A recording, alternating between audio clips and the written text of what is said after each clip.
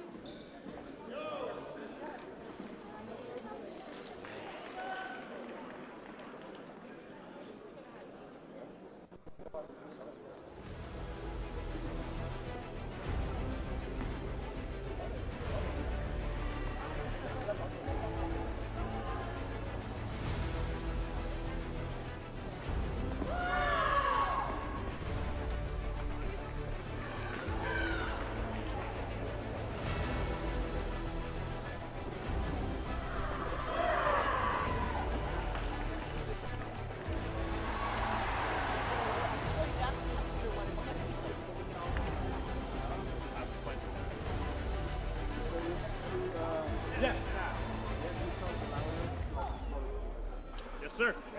Yes. Thank you for letting me know. So I'm not yelling for him like crazy. I appreciate it. Okay.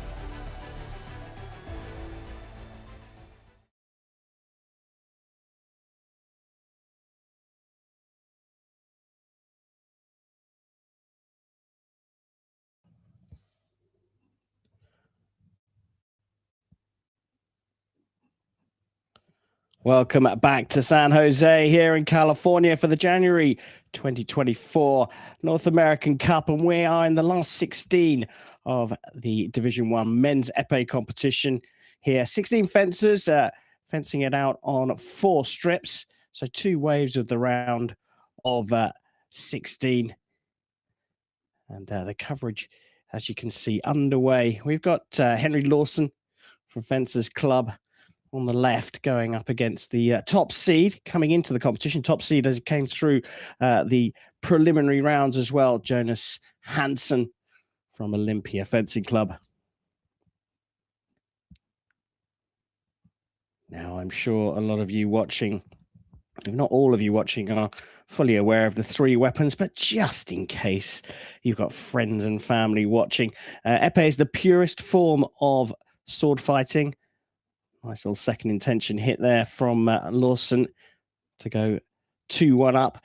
The whole body's target's the only weapon of the 3 fencing swords where there's no right of way. It literally is the first one to hit. Whole body's target, got to hit with the tip of the sword.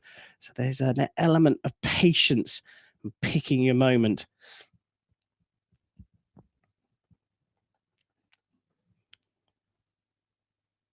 As I said at the top, we started the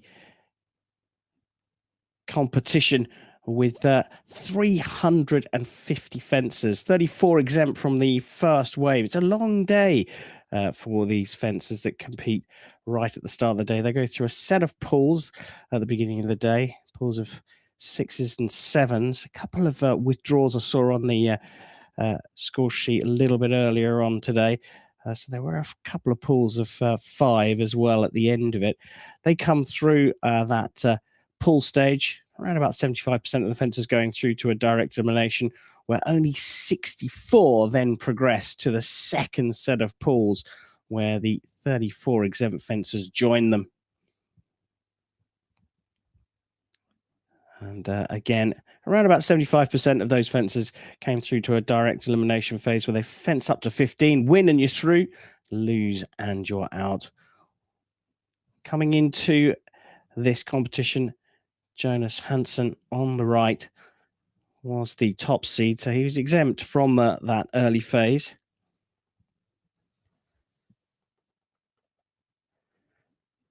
Having an issue with his weapon. Olympia Fencing Center and Harvard University club fencer as well. A 22-year-old right-hander is the world number 91. Finished in the top 16 at the Bern World Cup international competition in November of last year. Also finished in the top 16 at the Cali Grand Prix, the sort of premier division, the Grand Slam events in fencing back in May. And he was the 2023 NCAA Men's Épée National Champion. Being a couple of people that are still in this competition. I wonder if we're going to get a rematch of his later fights in that competition. Henry Lawson from Fencers Club on the East Coast, 20-year-old left-hander, was 9th at the 2021 Cadet World Championships. So he certainly got some experience, the top end of the junior rankings.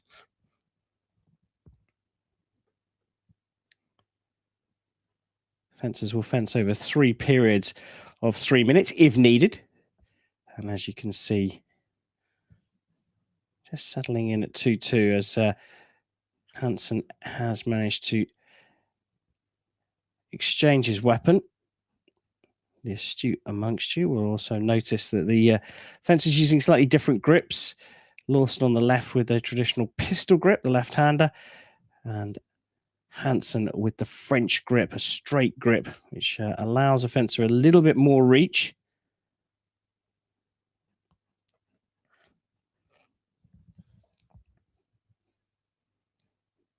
Clearly the top seed happy to work on a fairly defensive tactic at the moment.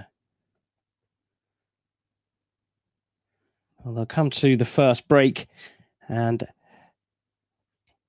Hansen has just extended the lead to a single point, but still very early days. A minute for the fencers to talk to their coaches and take on a little bit of fluid if necessary.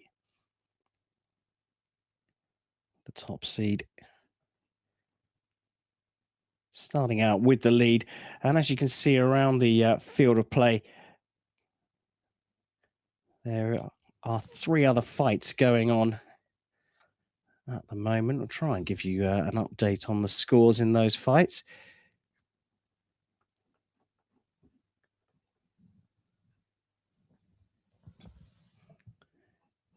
Meanwhile, I can tell you that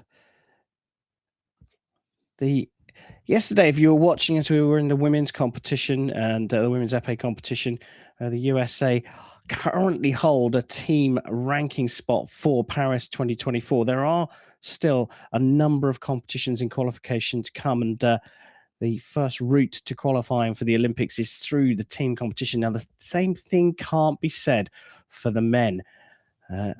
A black card for the USA team at the Pan American Championships meant that they scored no points there, and that has put them very much on the back foot in terms of Olympic qualification. So individual results are really important, because that's going to be the most likely way that a USA men's fencer will qualify for the Paris Games. With no team qualified, and like I said, there's still chances for the USA to qualify through the team competition. They have to get some good results at the remaining World Cup competitions as a team.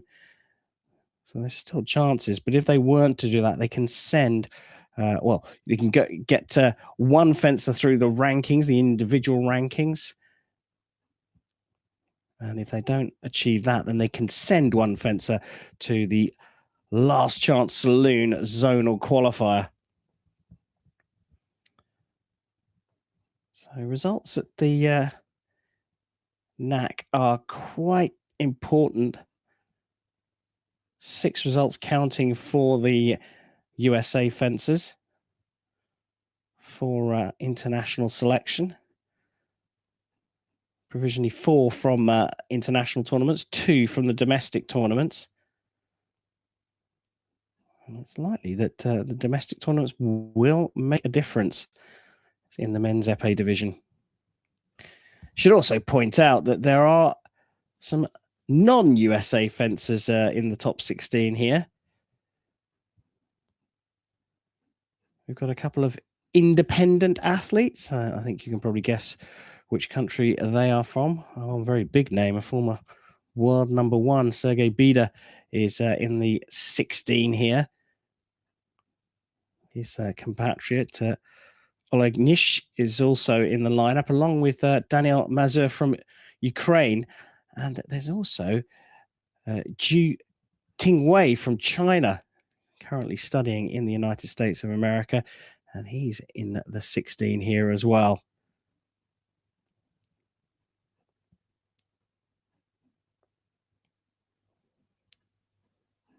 A nice pick off there from Lawson. It's over the top of the wrist.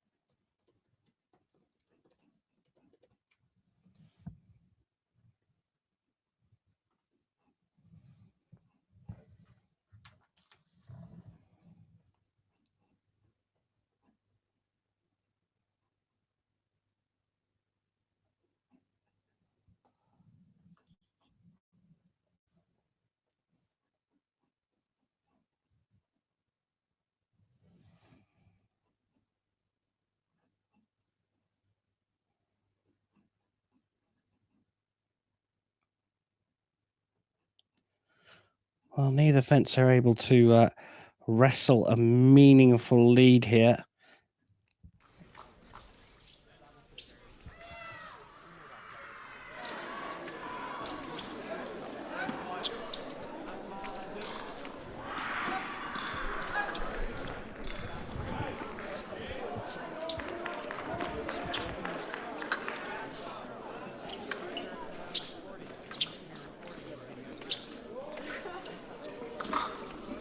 just 10 seconds away from a passivity call here.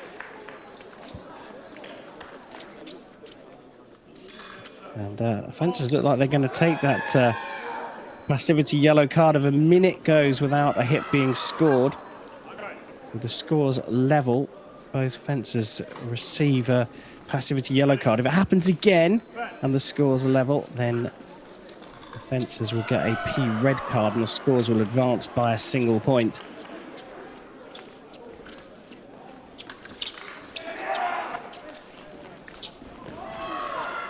The time runs out in the second period, and like I say, a very, very tight matchup here between Hansen and Lawson. Number 1 seed not able to pull out any kind of meaningful lead.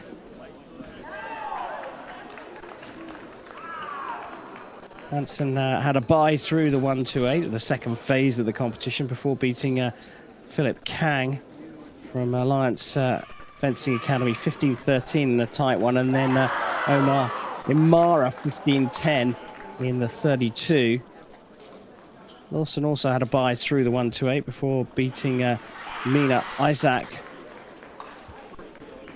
an Egyptian who was in the lineup, fencing out of Southern California. He then beat Ivan Zurico 15-9, so a little bit more of a comfortable ride for this man's opponent. We are looking at the top seed,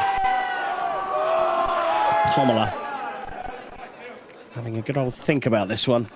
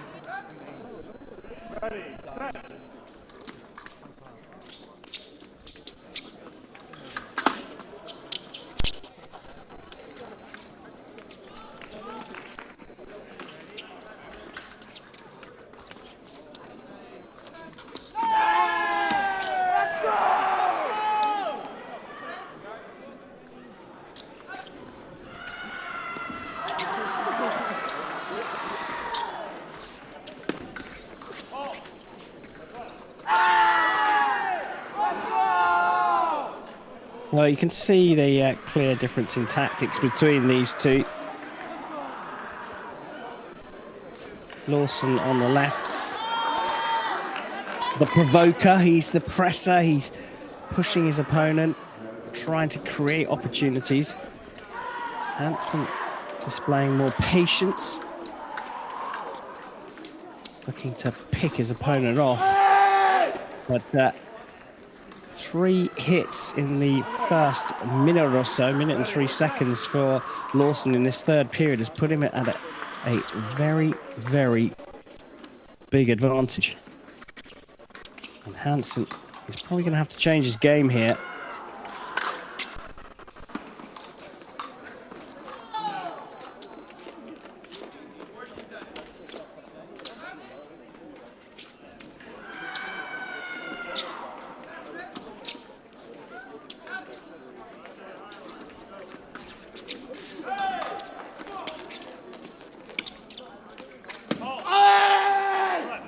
Well, now you can see what that advantage means. Lawson, a taller fencer, despite Hansen being a pommeler, is able to just stay at a fixed distance, longer distance, and pick his opponent off as he comes forward. Time running out for the number 1 seed here. We're going to have a shock with our very first match of this session.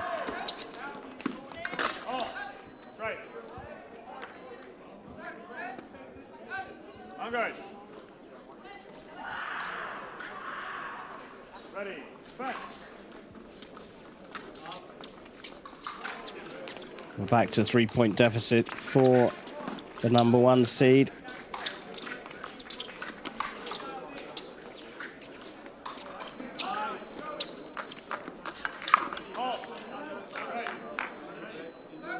Again, employing this little tactic, extending his right arm, sword arm forwards, to lure out the counter action from his opponent. And then the second action, his second intention, is what's landing. Well, certainly the last 2 hits. Back within 2, but time now a factor. Now, does this count? It does. If your opponent goes past you, you have 1 opportunity to land a hit. He went the long way around in terms of turning his body, but landed an accurate shot. Referee's given that initially, but Hansen, unsurprisingly, is called for a video review here.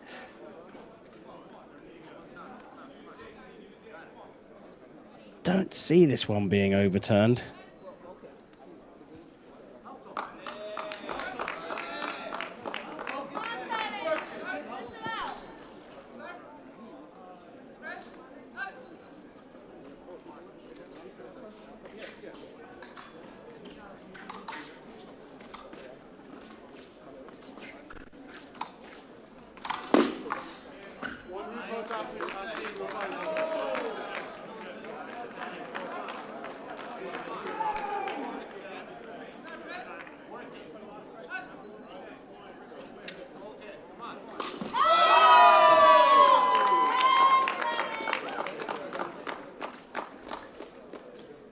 So 43 seconds left on the clock.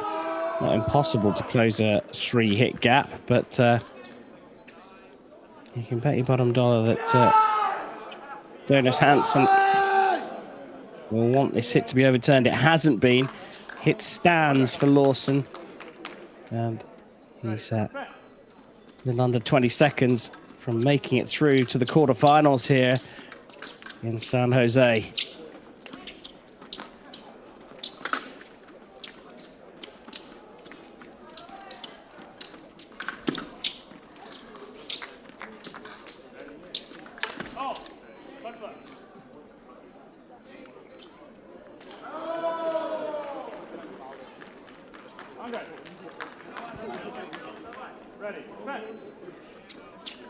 Well, the gap widens here, and it's half the time gone.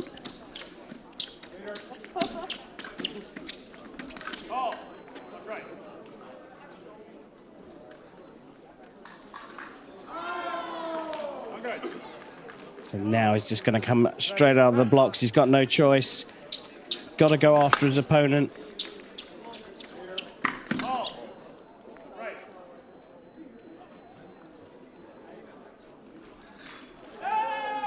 Okay. 7 seconds, 2 hits. It is possible. Primed like a sprinter.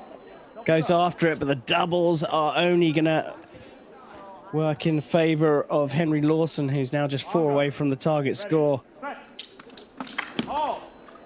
Another double.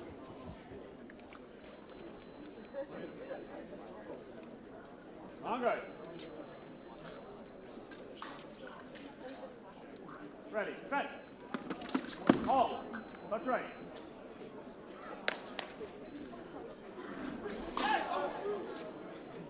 Well, now within 1, and he's got time to do this. Can the number 1 get this one back?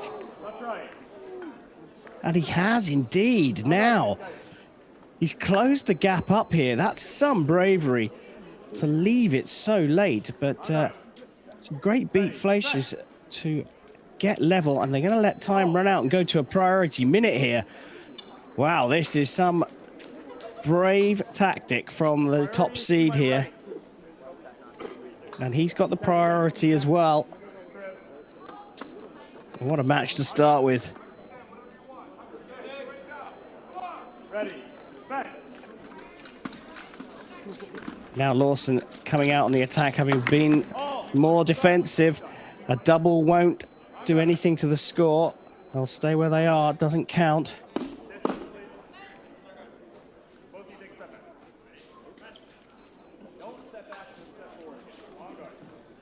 Ready, set.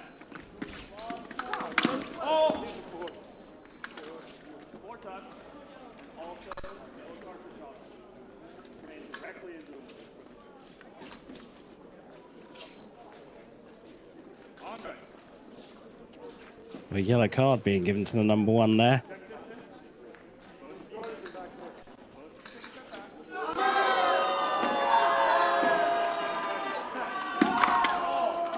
Another double means nothing here.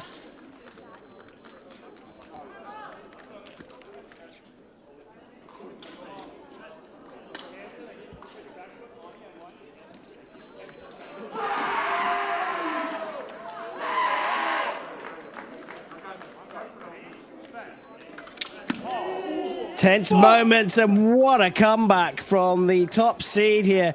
He was 4 points down at one point inside the final minute and somehow turned it around, drawing level at 12 apiece, getting the priority. The referee's just got to check this. He's remembered he's got to check on the final score, but another beat attack, and the number 1 seed has survived a big scare. Jonas Hansen through to the quarterfinals.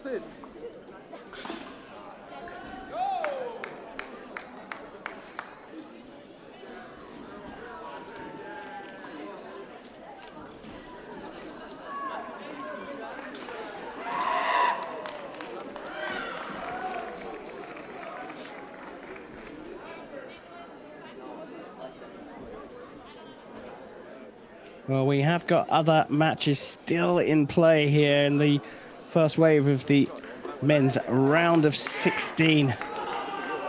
Let's see if we can pick up any of the other action.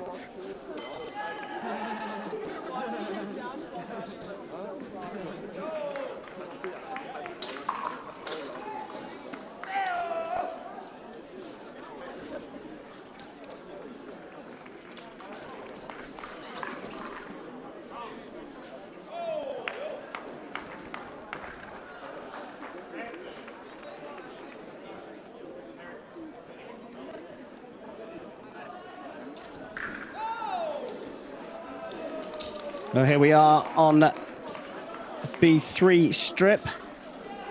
So we've got Samuel Emmerich from Alliance Fencing Academy going up against Amari Smoke from the Peter Westbrook Foundation. Another tight battle here at 10 apiece.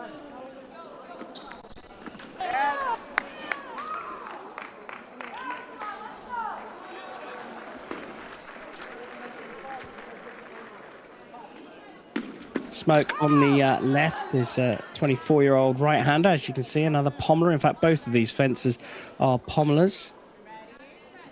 Samuel Emmerich, currently the junior world number 2, just 18 years old on the right-hand side. Fencing last weekend in Italy at the Junior World Cup in Udine, where he got a bronze medal. Was it followed up from a silver medal at the San Salvador Junior World Cup in November last year.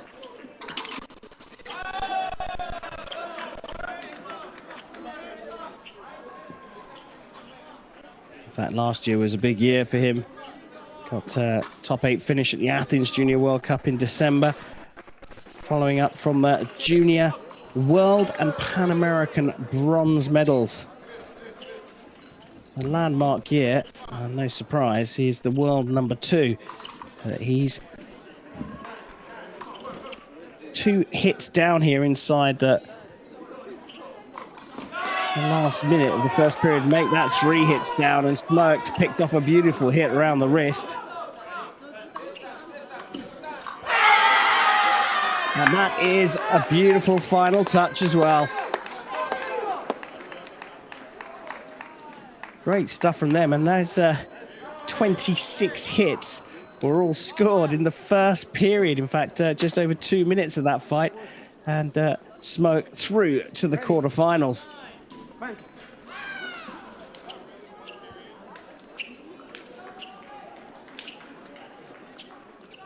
Well, so far we've seen Jonas Hansen going through the top seed, avoiding a big banana skin in the shape of Henry Lawson. Teddy Lombardo's gone through a 15-12 victory over Nathaniel Wimmer. We've just seen Amari Smoke beating Samuel Emmerich. Sergey Bede has gone through. He's beaten Nicholas Lawson 15-14. We are in the second wave on that. The B4 strip with Gabriel Carrier from Wasatch Fencing Club and Tristan Zipari from Fences Club.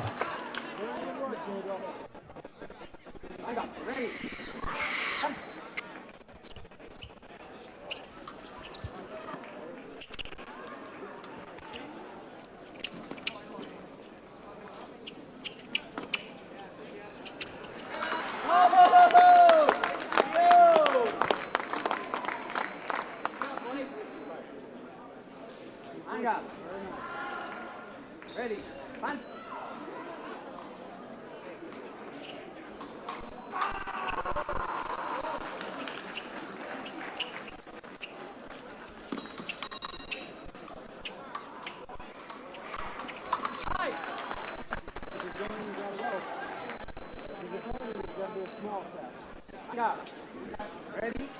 Carrier just 16 years old.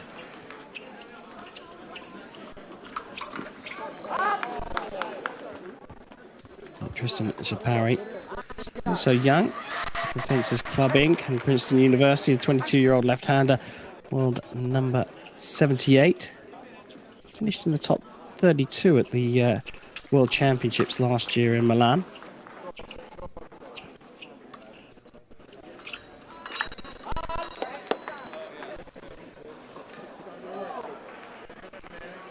If you're just joining us, we're in the second wave of the Division 1 Men's Epee round of 16 here at the January 2024 NAC in San Jose.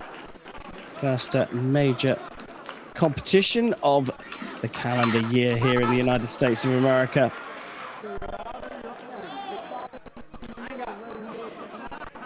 Hansen, Lombardo, Smirk and Bieder through from the first wave.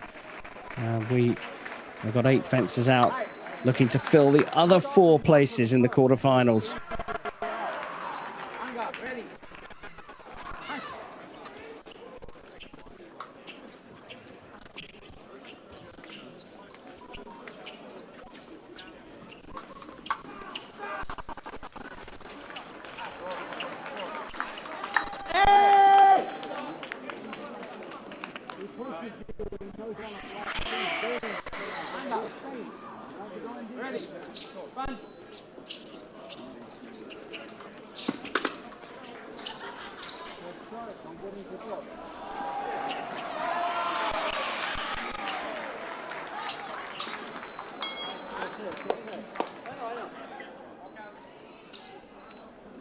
Ready, punch.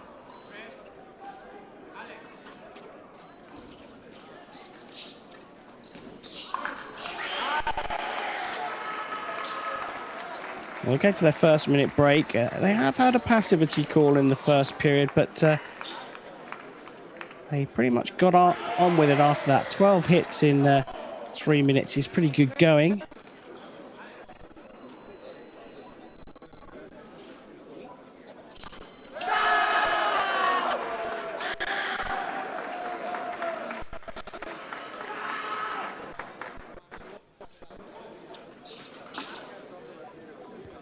Zipari here came into the competition as the number 4 seed, but progress through the pools was a little trickier than he would have expected.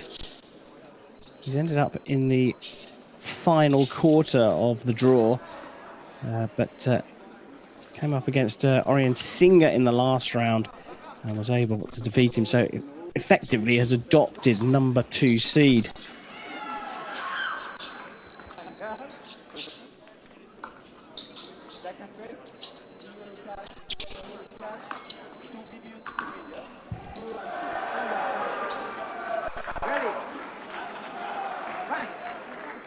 Second period underway then.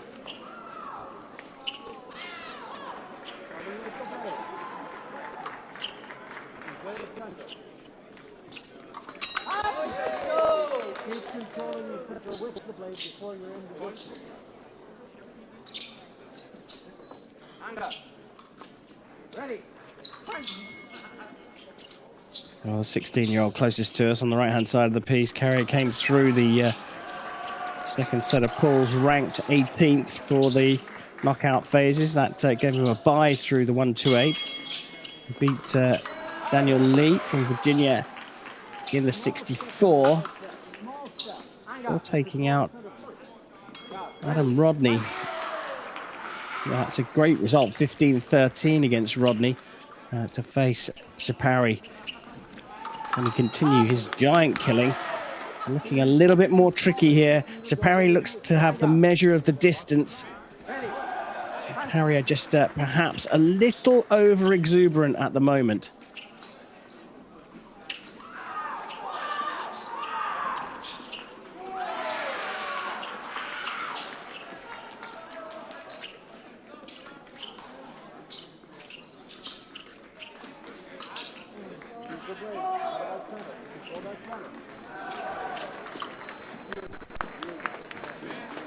Again, coming from too far out, Carrier.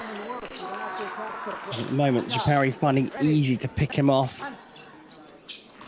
A little bit of extra height and reach, keeping the distance a little bit longer than Carrier would like. You see Carrier dancing in and out.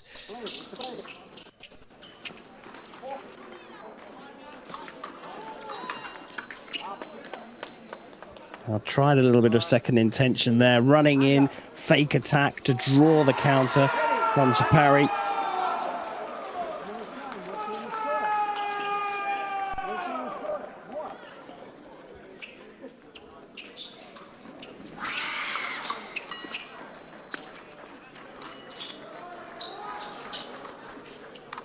So we reached the halfway point of this match in terms of the maximum regulation time, at least.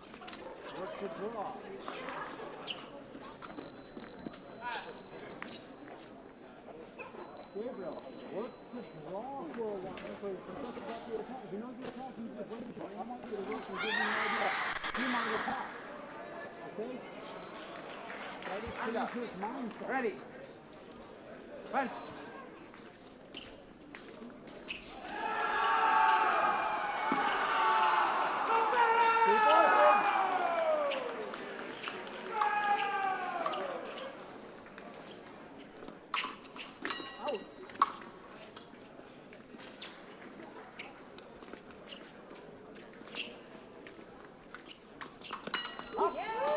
Well, nice hit on the wrist there. The second intention tactic worked on that case, in that case for Carrier.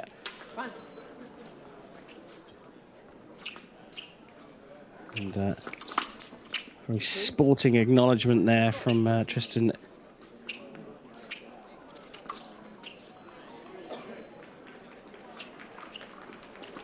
Hey!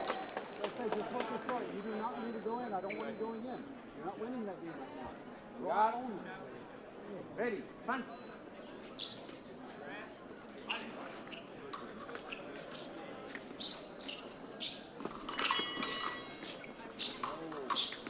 No.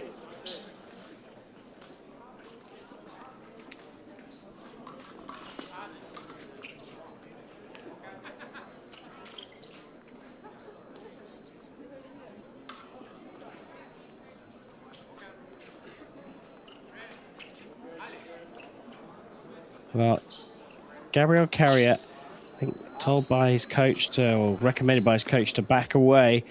He showed that he can execute that second intention hit. And the coach wanted to use this final minute break to give him a few more pointers on how to execute that one. Still in with a shout here, but Tristan Sapari, at the moment, controlling the distance, keeping it longer than Carrier would want it.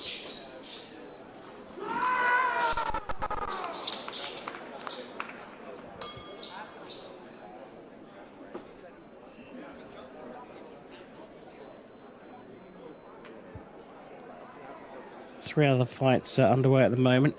Oleg Nish up against Teddy Lombardo. I think that one has just finished, and that just caught the live scoring system, which think showed that Nish, the independent athlete, just squeezed through. I can't give you the final score, but I'll give that to you as soon as I can. Yeah, we're about to get back underway. Well, in fact, here we're at the Zhu white piste, and as you can see, this is a tight one as well in the second period with 1 minute and 8 seconds left to go. And Zhu Tingwei on the left from China leading Sean White by 5 points to 4.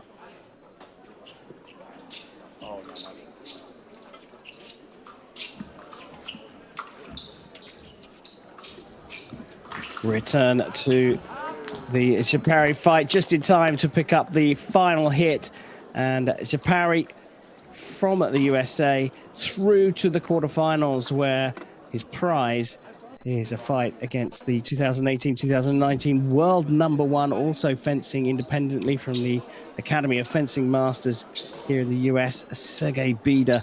So Shapari through to the top 8 here at the January 2024 NAC.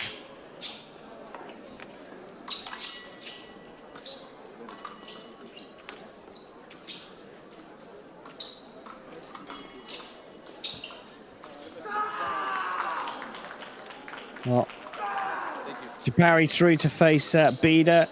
We also know that Oleg Nish is through, and he'll face Teddy Lombardo. Nish beating Mazur by 15 points to 14. That was a tight one. So 2 more fights in this second wave of the men's épée round of 16 still underway.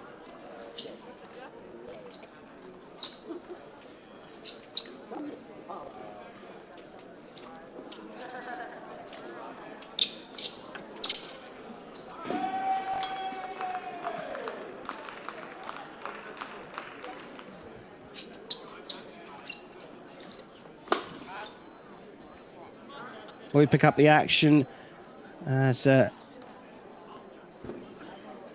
Tingwei and Sean White are locked in a very tight battle. We come to the action just as they go to the second break. But Zhu from China, studying in the United States of America, leading by 6 points to 5.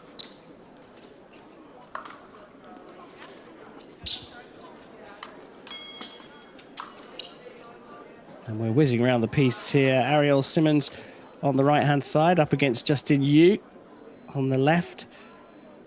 On strip B3, Simmons leading by 10 points to 8 with 25 seconds left in the second period.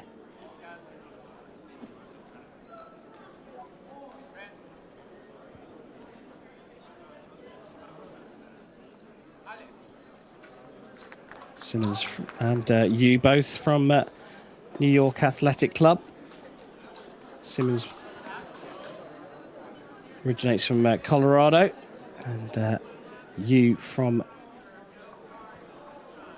New York.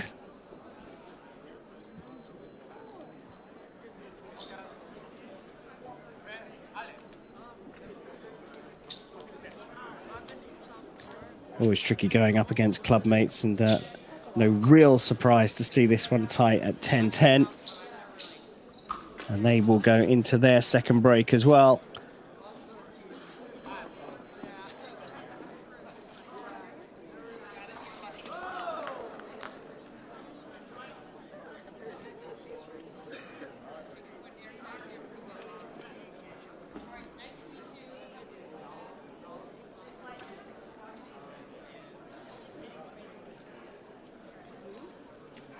As there are club mates, no coaches there. We return to the third period of Zhu versus White.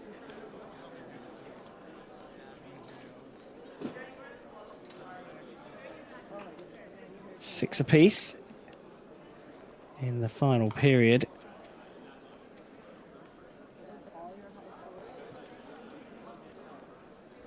Zhu, a 21-year-old, known as Timothy here in the States, was part of the Chinese team that beat Korea to the 2019 Junior Asian Team Championship gold medal.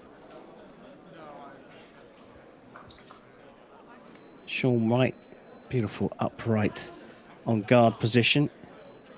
Slightly unorthodox hand, but that's calling anything unorthodox in epee seems a little bit strange these days. Everyone's got their own little unique quirks. Sean White from Fencers Club, now making regular top 96 finishes at World Cups and Grand Prix at senior level on the international circuit.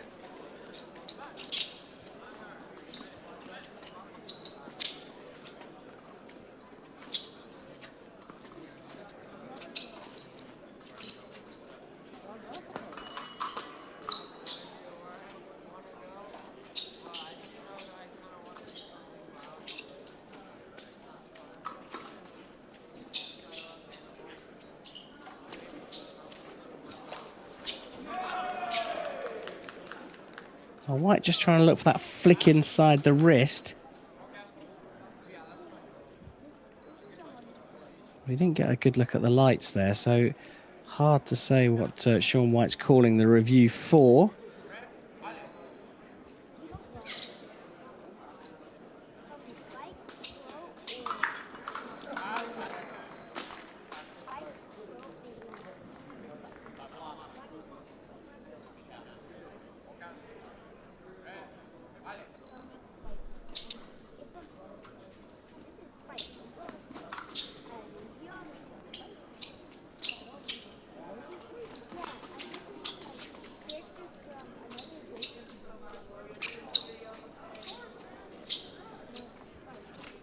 You've got to think he must have hit there, Sean White, and referee deemed that one to be after the halt.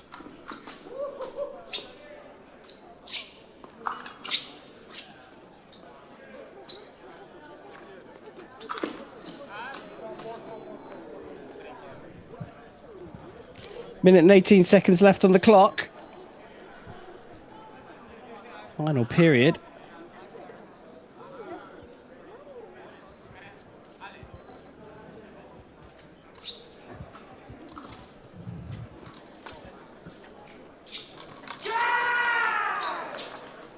Again, that flick on the inside of the wrist.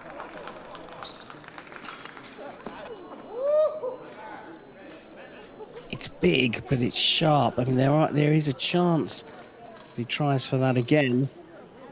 If Zhu's sharp enough, he can catch him on the inside of the wrist himself. But now White doesn't need to take any risks. Got the lead inside the final minute. It's all down to Zhu now.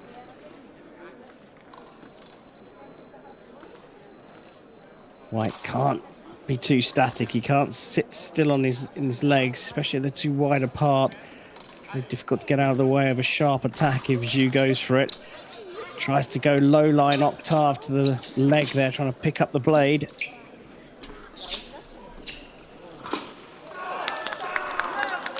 And Zhu does get the hit in the end. Lots of faking down into the low line, finishing the action up into the high line. 7 apiece, 20 seconds left on the clock. Are either of them going to be brave enough to go for this?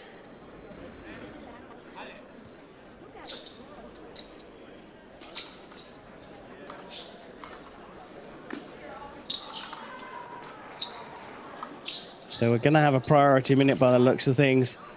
Another one here in the round of 16 at the Division 1 Men's Epee North American Cup in San Jose.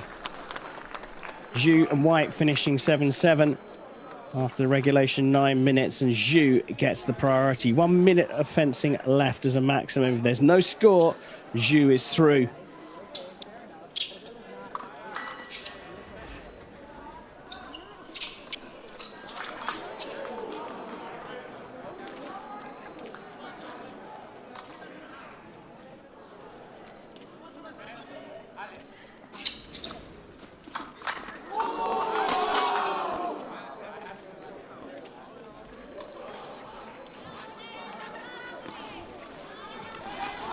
Well, both missing there now. Referee's going to have a look at this one. Has Sean White scored that hit with his first action Gotta say, there was so much between them in that one. They both went into the middle together, missed their first ones. They both readjusted still in front of each other, missed the second ones. Then Zhu comes across. Is it a single action from Shaun White? The referee's looked at the video already by the looks of things.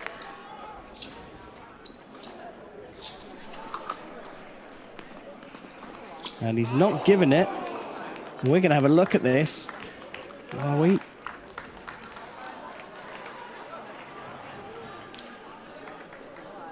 "36 seconds left on the clock. No hit given."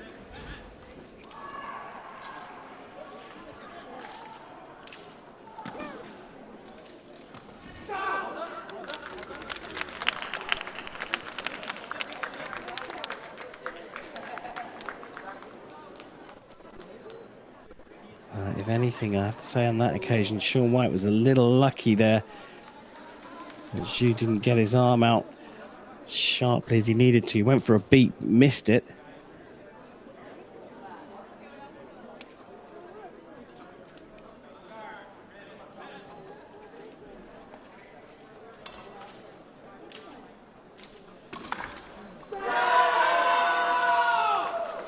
Now, there's another question mark here about which fencer went past the other. Shaun White feels he's got that, but I am not completely convinced.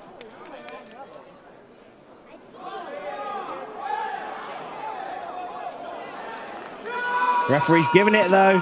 Deemed that Zhu was the one that passed his opponent. What a tight one there. On priority, Shaun White goes through against Zhu Tingwei by 8 points to 7. I can also tell you that Justin Yu has gone through as well. He had a 15-14 victory over his opponent. So it'll be Hansen versus White, Lombardo versus Nish, Smoke versus Yu, who beat Simmons 15-14, and Bida versus Zapari in the men's épée quarterfinal here at the January 2024 NAC in San Jose. Brilliant stuff to start this session here. We'll take a very short break, but coming out next, the men's épée, round of 8.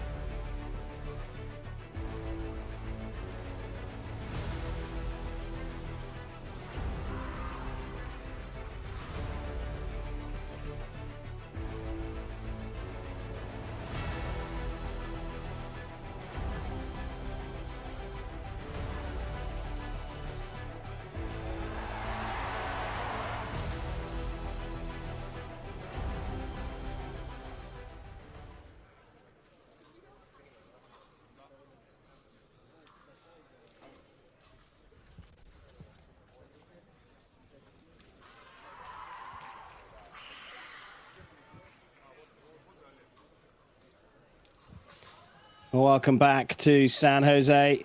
We're just moments away from the quarterfinals. 8 fencers still left in the competition. They'll all go on at the same time. Last session of this competition. Fantastic competition over 4 days. And we're going to see matches between Jonas Hansen and Sean White, Teddy Lombardo and Oleg Nish, Justin Yu and Amari Smoke, and Sergey Bida going up against Tristan Japare. Very, very tight round of 16 matches. Hansen coming through Lawson 13-12, White through Zhu 8-7. Lombardo perhaps had the easiest of 16 matches, beating Wimmer 15-12. Nish beat Mazza 15-14. Smoke, the other one, with a relatively easy run compared to the others, I have to say. 15-11 run against the number 3 seed Samuel Imrick. Justin Yu beat Ariel Simmons, both representing New York Athletics Club 15-14. It was 15-14 for Bida over Lawson, 15-9 for Japari over Carrier. And we are on strip B4 for the matchup between Sergey Bida, closest to us, left-handers duel here as he faces Tristan Japari.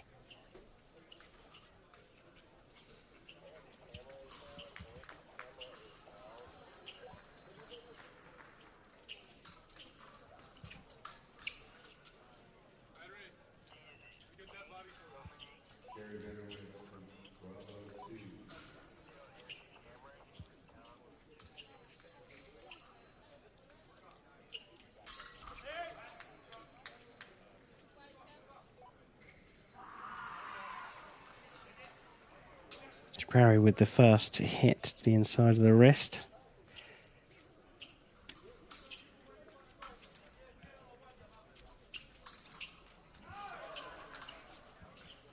A 22-year-old, a student at Princeton University, Japari. World number 78. Finished at the top 32 at the World Championships in Milan last year. Gets another one to the wrist against Bida.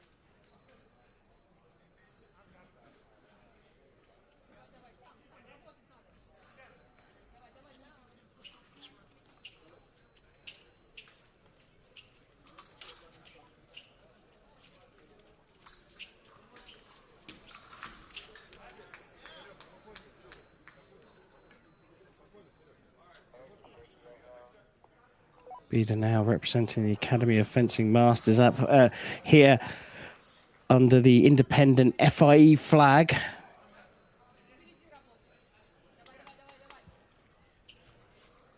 He was an Olympic team silver medalist in Tokyo, fencing for Russia. Clearly well-documented stories about Russia. If you haven't heard the Sergey Bida story, when Russia were banned for reasons well known from competing, and they still are banned from competing as a team. Bida was in Germany having surgery on his hip, and he elected not to return to his home country. He and his wife, Violetta, another well-decorated international fencer, elected to travel to the United States of America, where they've settled.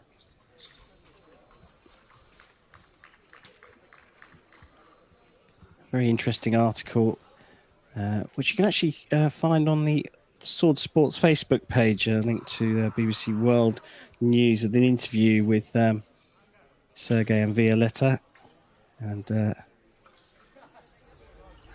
Konstantin Lakhanov, another of the fencers from that country that has moved to the United States of America, bidding, if they can, to compete for the USA at Paris the Olympic Games in 2024. Bida was the world number 1 in 2018 and 2019. 3-time Team European champion.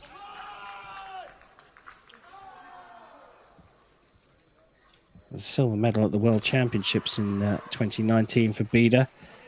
He's been on the circuit for a while, won the World University Games in Chinese Taipei back in 2017.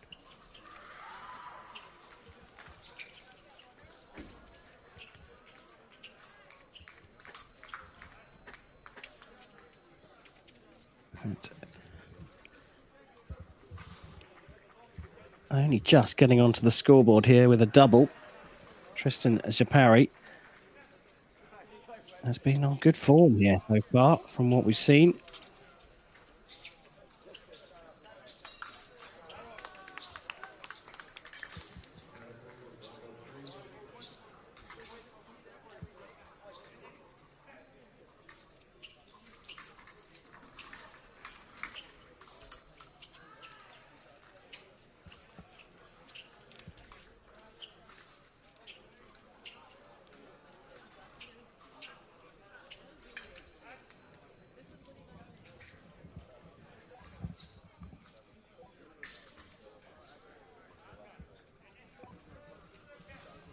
They're not hanging around here. 11 hits in the first 2.5 minutes. Pretty good going.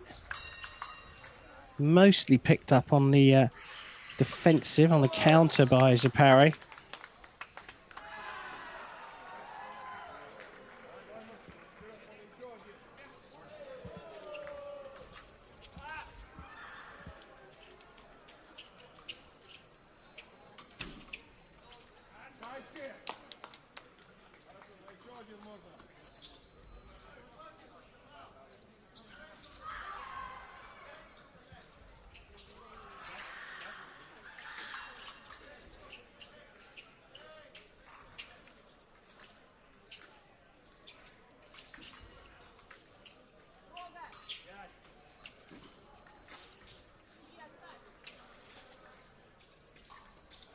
Well, from 6-0 down, Bida's come back 5-2 in the last 40-odd seconds of the first period there to close the gap to just 3 points. He's the more active of the two fencers. Break perhaps coming at a good time for Japari.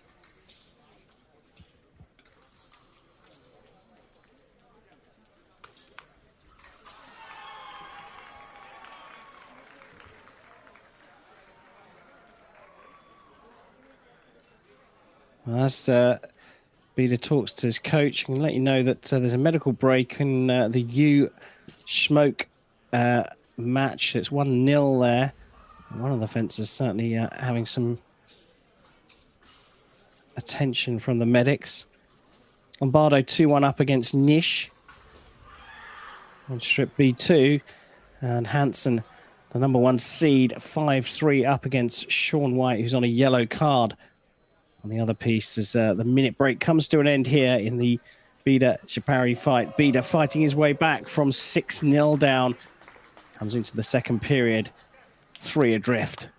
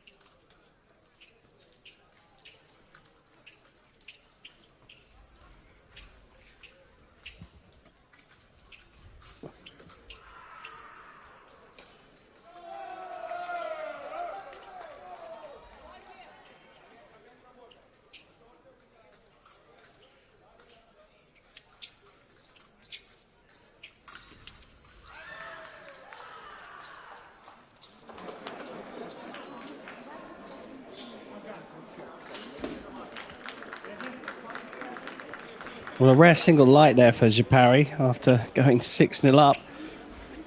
Bida is the one that's doing all the creation at the moment.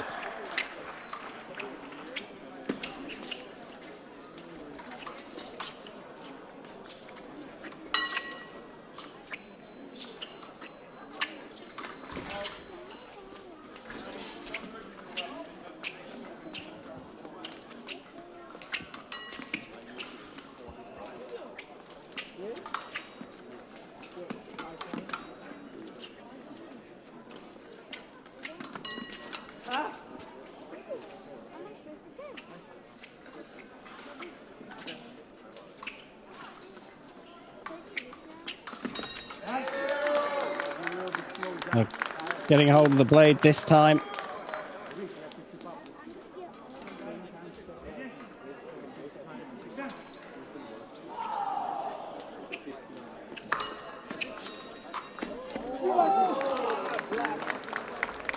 A bit of a scrappy one, but they all count.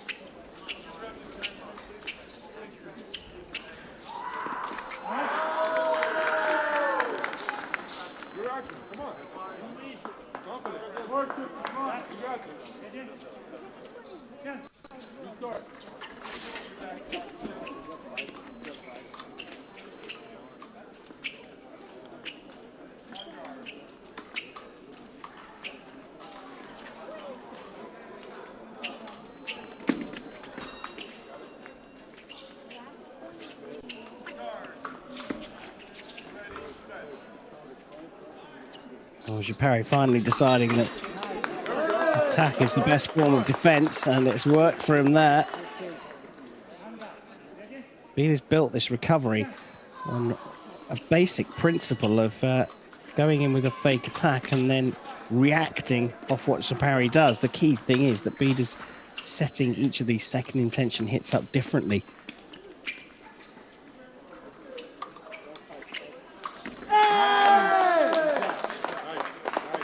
Waiting for that big beat, managed to avoid it to land the counter.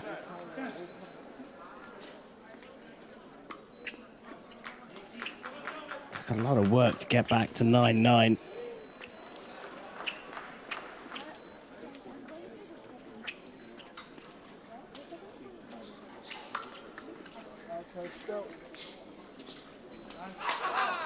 Time runs out in the second period. Great comeback from Bede, but Sabre finally electing to change tactics and come out a little bit more aggressively. Re-establishing a 2-point lead.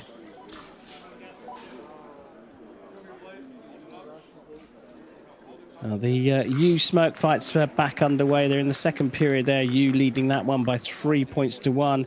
Niche 7-5 up at the start of the second period against Lombardo. Hansen still holding a 2-point lead over White in the other quarterfinal match, and they've got a minute left of their second period. This one about to go into the third period.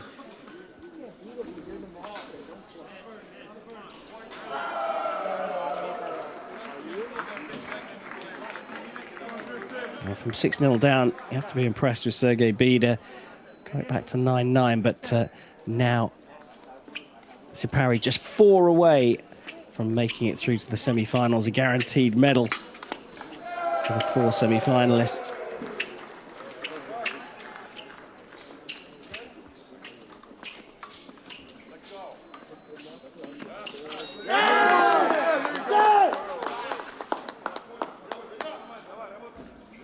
Another one on the inside of the wrist. Sabre's got to mix this up, though.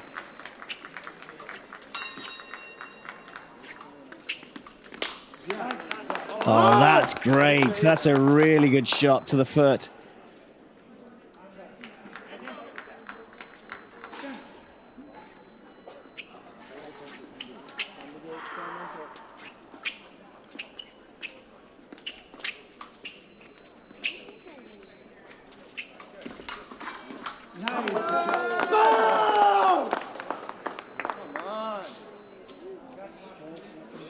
just not happy with the execution. They found the parry, but he stepped away when perhaps he should have stayed in distance to land the riposte beater.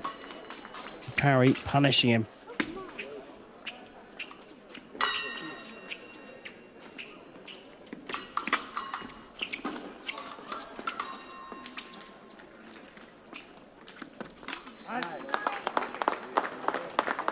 Picked off in the end.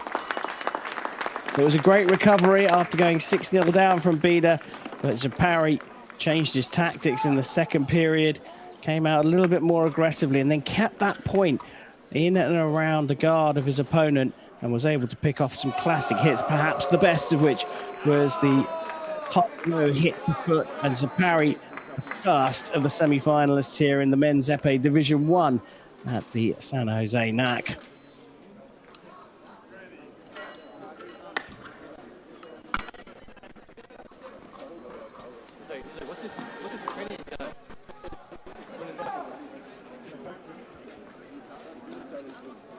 We're in the second break on the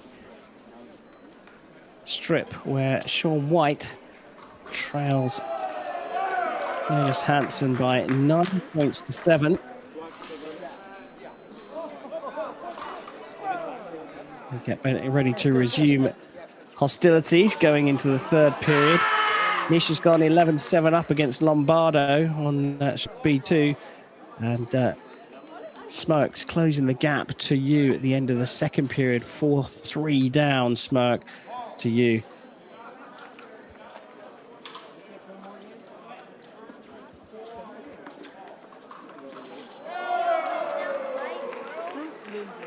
Third and final period on strip B1, though. Hansen, the top seed, on the right, up against Sean White on the left.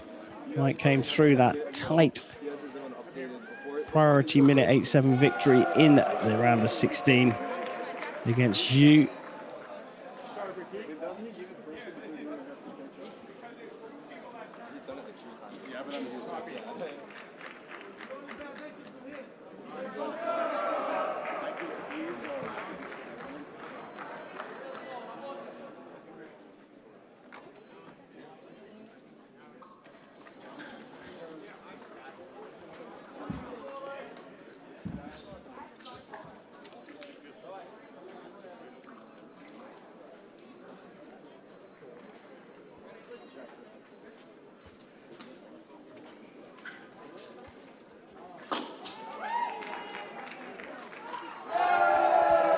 Oh, getting treated with these low line hits to foot, aren't we?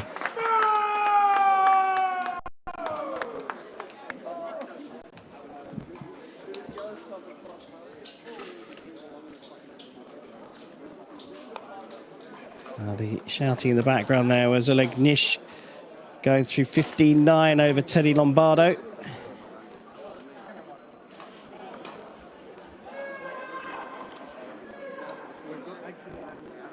So the winner of this one will face Nish in the semi-finals here of the men's epee competition. Another hit to foot.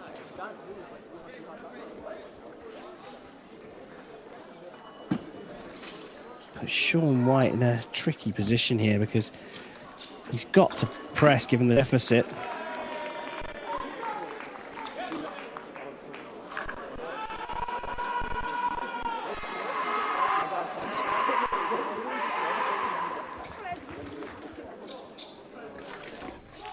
Oh, another one.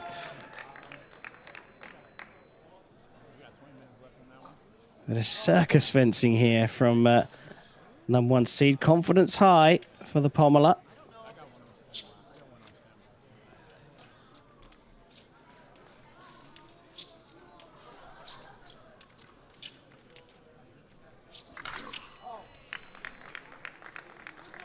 In the end, it was an easy run to the finishing line for the number 1 seed, and Jonas Hansen is through to the semi-finals where he'll face Oleg Nish in the semi-finals of the Division 1 men's epee competition here in San Jose. So top of the order, Hansen versus Nish in the semi-finals. One fight remaining in this quarterfinals, though, between Amari Smoke and Justin Yu.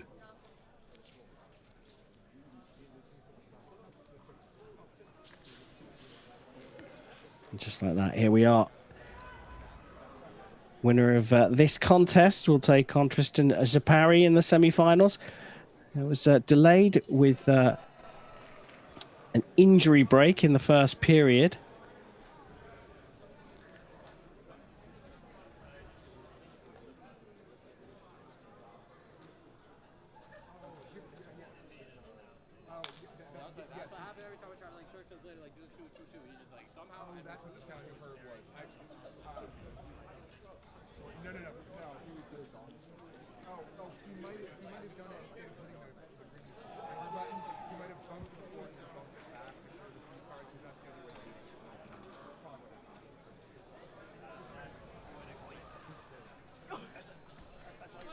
Well, Justin Yu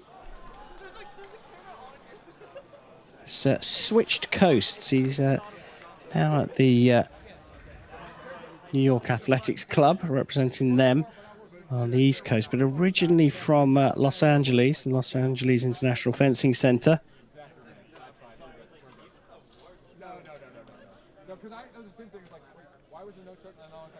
In fact, both fencers based on the East Coast, with Amari Smoke on the right, representing the Peter Westbrook Foundation.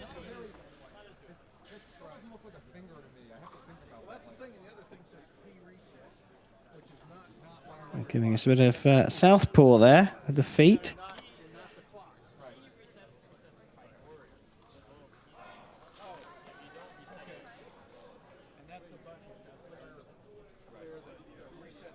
Right, Yu adjudged to have gone past his opponent before he scored the hit, so that's annulled. Well, the referee's just having a quick check, in fact.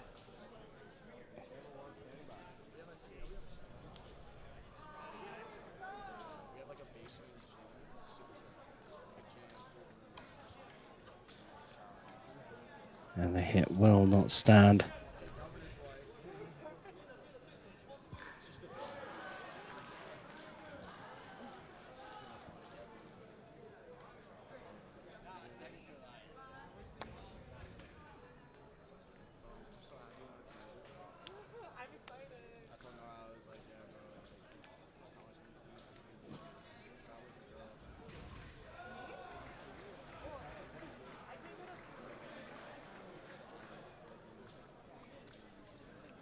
Justin Yu just a bit busy with the blade there as he stepped into distance and was picked off by Smoke.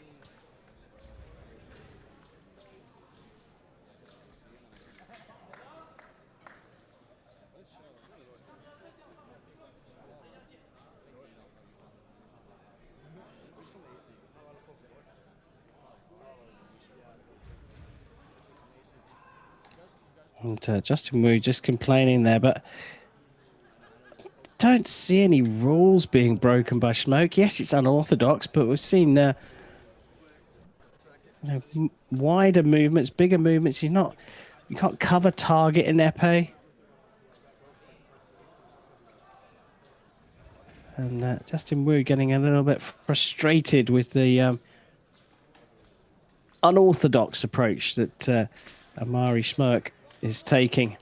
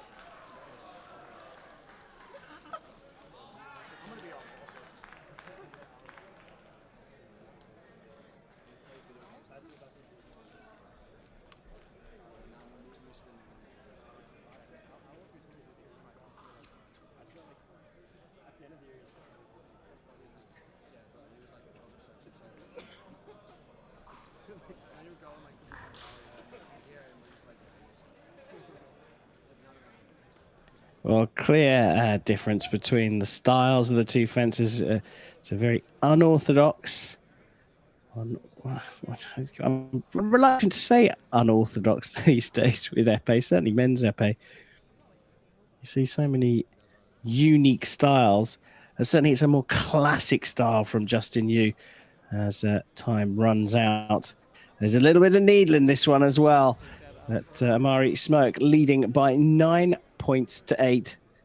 Just a reminder, we've seen Jonas Hansen, top seed, coming through against Sean White to make the semi-finals, where he'll face Oleg Nish, the independent fencer, fencing under the FIE flag.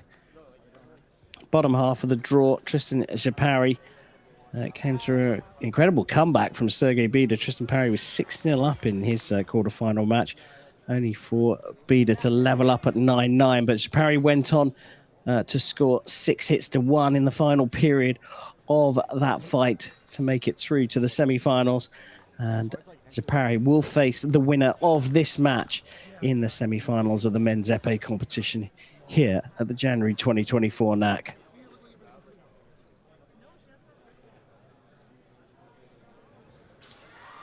You can see Justin Yu's coach in consultation with the referee. That's probably a bit of a generous term, say consultation.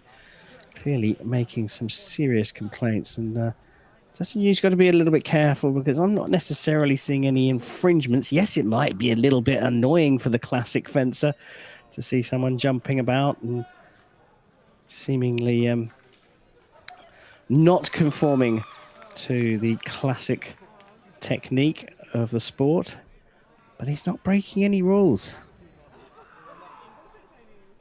Start of the third period then.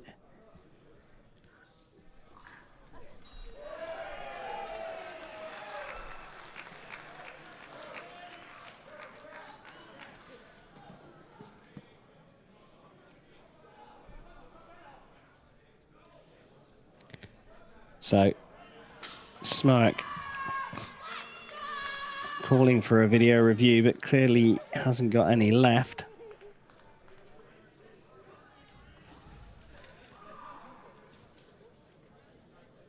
Well, he has, and he has called for the video, so referee's going to have a look at this.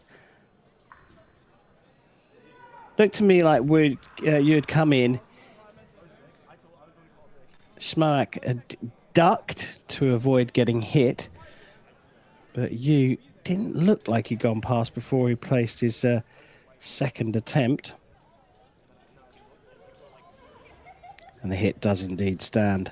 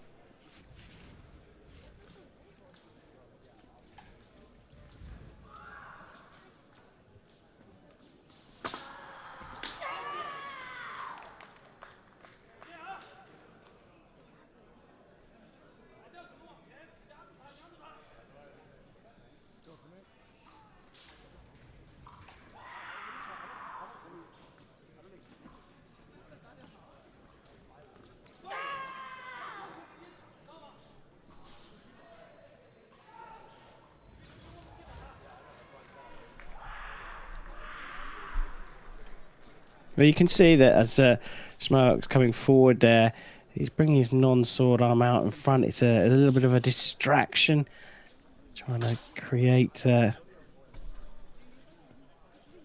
distraction for Justin Yu. He's got to just stay focused, and that's the way to contend with this. The big movements of the sword arm from Smirk does give you a more technically classical fencer the opportunity to pick moments, but you've got to stay focused on the game, and he does seem to have settled in now. Got a game plan.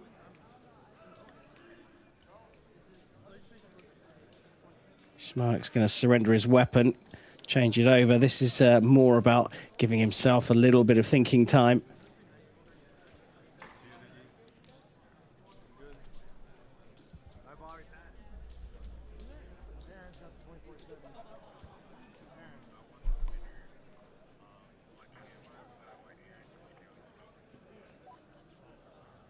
So who changed out their limit? I don't know. I had the 24-70 and then I came back and Aaron had the 24-70 and I was like, all right. Who came over here?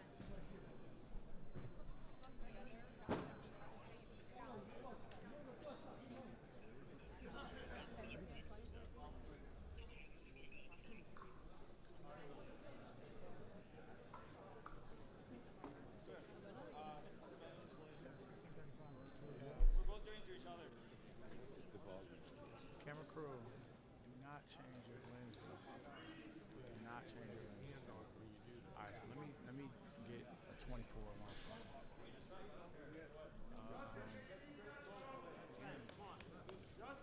Oh, the needle still continues here.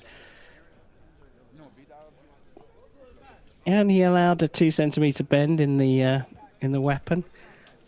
The referee, I think, quite sensibly just saying, right, well, come on, guys, if we want to play these games, let's put it on the table and have a look. Both of them ending up having to straighten their blades. Nothing like a bit of tension in any sport. You, though, wrestling the tactical advantage away from Smirk here inside the final 2 minutes of the third period. He has a 12-10 lead for a place in the semi-finals, and he's just extended that by a point.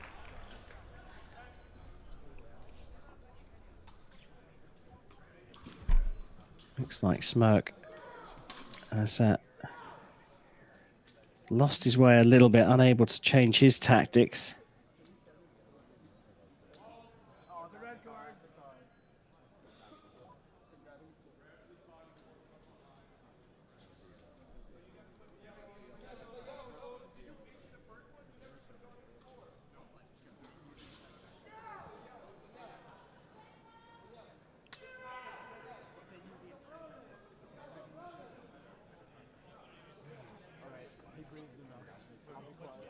Well, halt was called, and a yellow card has been given to Smirk. Now, that can only be for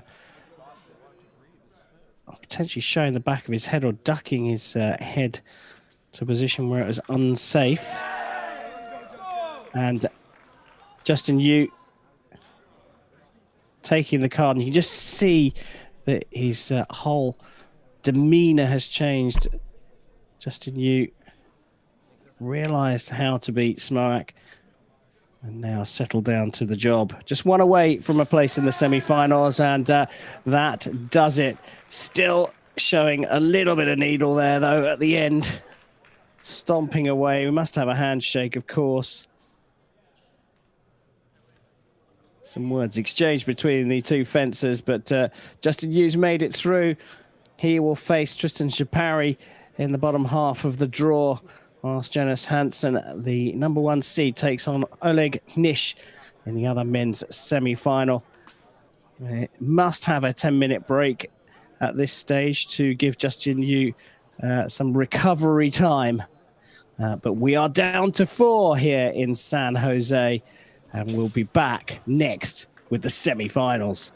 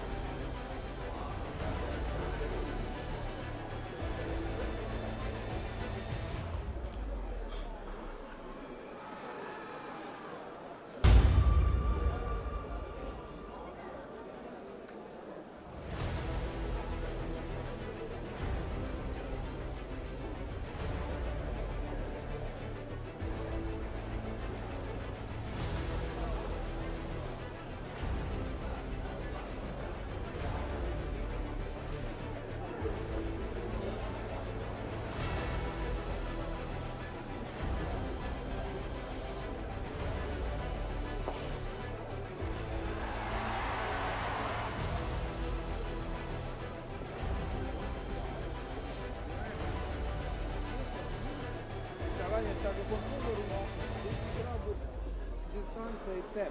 ¿Entendés? ¿Qué te vas?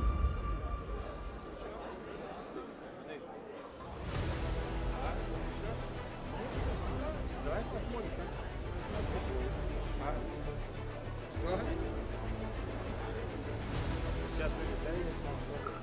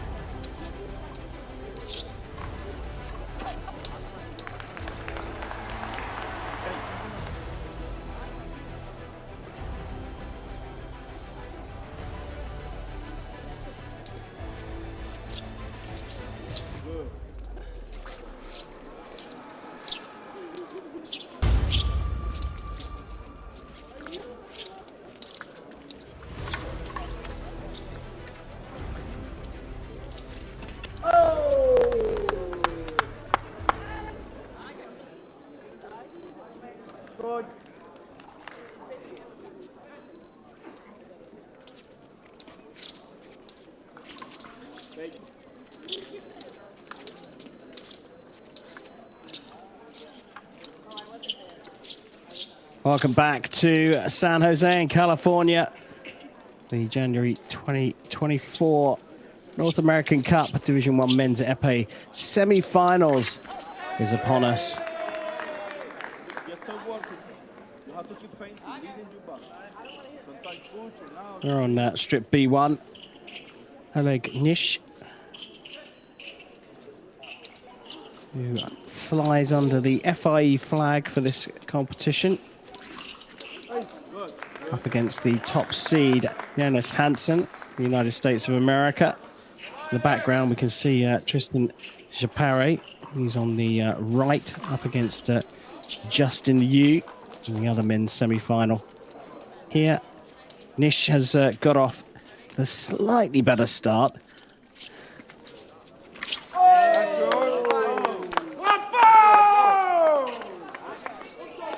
Two pommelers, lefty versus righty.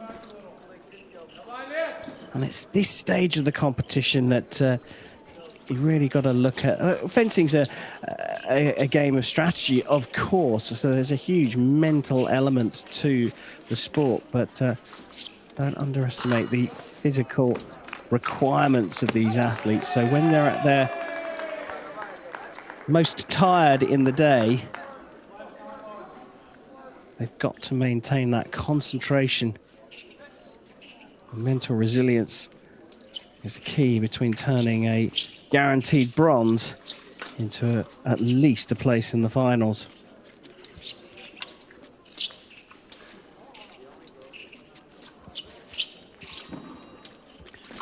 Lefties against righties as well is an interesting one. An awful lot of, especially younger fencers, the right-handers in particular, will have a bit of a mental block against left-handers.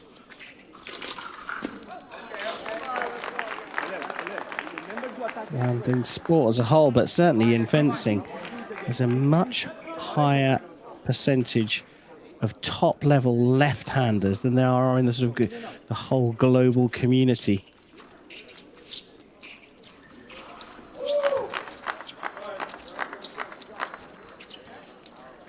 Many a discussion is had about why that is.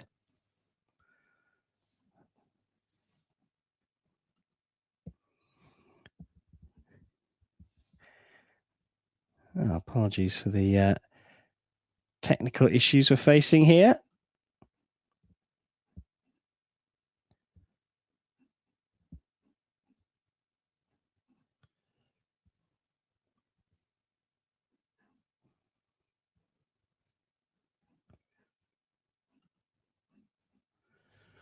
We appear to have lost pictures. I'm not entirely sure if you can hear me.